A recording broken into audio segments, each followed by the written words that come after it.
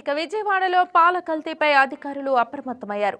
Food safety, పశుసంవర్ధక శాఖ అధికారులు సంయుక్తంగా 6 పాల బూత్లపై ఆకస్మిక దాడులు నిర్వహించి పాల శాంపిల్స్ సేకరించారు.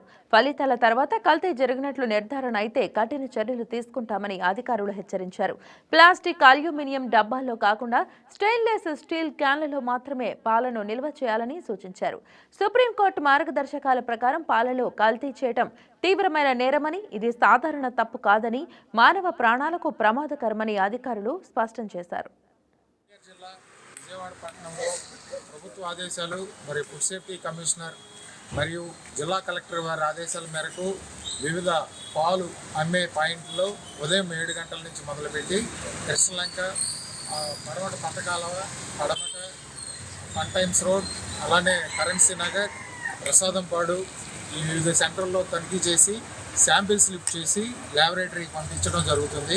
ఇందు మూలంగా పబ్లిక్ తెలియపరిచేది ఏంటంటే, మీకు ఎక్కడైనా అనుమానంగా కనిపించి కానీ పిండి కానీ ఏదైనా కలిపి అమ్ముతున్నట్లుగా ఉంటే మా ఫుడ్ సేఫ్టీ ఆఫీసర్లకి దగ్గర పోలీస్ స్టేషన్ కానీ లేదా విఆర్ఓ, ఎంఆర్ఓలకు కానీ తెలియపరిస్తే వాటి మీద చర్యలు తీసుకోవడం జరుగుతుంది. ప్రతి ఒక్కరూ విధిగా లైసెన్స్ కలిగి ఉండాలి.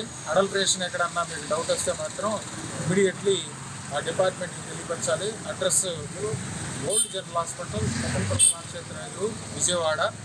ఈ పాల కేంద్రాలు అమ్మేటువంటి వాళ్ళు విధిగా లైసెన్స్ కలిగి ఉండాలి.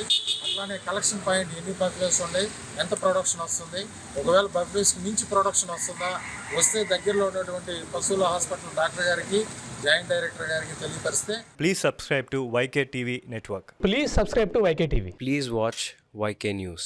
Don't forget to subscribe YK News channel.